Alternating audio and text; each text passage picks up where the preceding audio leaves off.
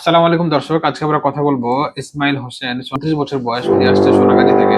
দর্শক, উনি প্রায় 3 সপ্তাহ আগে উনি মোটরসাইকেল অ্যাক্সিডেন্ট করে ওনার ডান হাঁটুর পাশে বড় একটা ক্ষত হয় এবং কেটে যায়। হাঁটু এমন পরিমাণ গর্ত হয়েছিল যে তার হাড্ডি পর্যন্ত তার এসে গর্তটি চলে যায়। এরপরে উনি আমাদের কাছে আসলো রাতের বেলা। আমরা ডেঙ্গি এবং মাইনরিটির মাধ্যমে আমরা সেটাকে ক্লোজ করে সেলাই করে দিই। এরপর কয়েকটা ড্রেসিং করার পরে আলহামদুলিল্লাহ ওনার সেই ক্ষতটি এখন শুকিয়ে গেছে এবং উনি এখন হাঁটতে পারে, উনি এখন সুস্থ আছে। দর্শক, আমরা এখন সুস্থতার গল্প শুনবো ওনার মুখ থেকে এবং ওনার সাথে যিনি আসলেন তার মুখ থেকে। আসসালামু আলাইকুম। আমি মোটরসাইকেল অ্যাক্সিডেন্ট হই, পরে আমাকে ফেনীতে নিয়ে আসা হয়।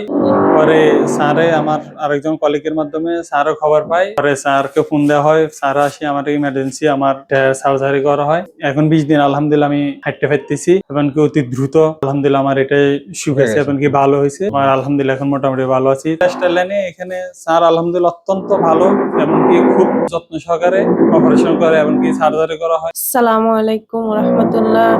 আলহামদুলিল্লাহ, আমার হাজবেন্ড এখন অনেক সুস্থ আছে। আমি অনেক দুশ্চিন্তাতে ছিলাম, অনেক অসুস্থতা ছিল, অনেক হসপিটাল আমরা দৌড়াদৌড়ি করছি। এখানে আসি উপর আল্লাহ সাহায্য ও রুসিলায়, ডাক্তার রুসিলাম, আমার হাজবেন্ড এখন অনেক সুস্থ আছে। আমরা কৃতজ্ঞতা স্যারের কাছে। আমার হাজবেন্ড এখন নিজের মতো করে নিজে হাঁটাচলা করতেছে। এখন আমরা অনেক খুশি, আলহামদুলিল্লাহ আনন্দিত আছি। জি দর্শক, শুনলেন রোগীর মুখ থেকে এবং রোগীর সাথে যিনি আসছিলেন ওনার ওয়াইফের মুখ থেকে ওনাদের সুস্থতার গল্প। দর্শক, এ ধরনের রোড ট্রাফিক অ্যাক্সিডেন্টে কারো হাত পা কেটে গেলে বা ভেঙে গেলে আপনারা উদ্বিগ্ন হবেন না। আপনারা নিকটস্থ একজন অর্থোপেডিক সার্জনের সাথে যোগাযোগ করুন। দর্শক, ভিডিওটি ভালো লাগলে লাইক এবং কমেন্ট করে জানাবেন, ভিডিওটি শেয়ার করে অন্যকে দেখার সুযোগ করে দেবেন। দেখা হবে পরবর্তী অন্য কোনো ভিডিওতে। সে পর্যন্ত ভালো থাকুন, সুস্থ থাকুন।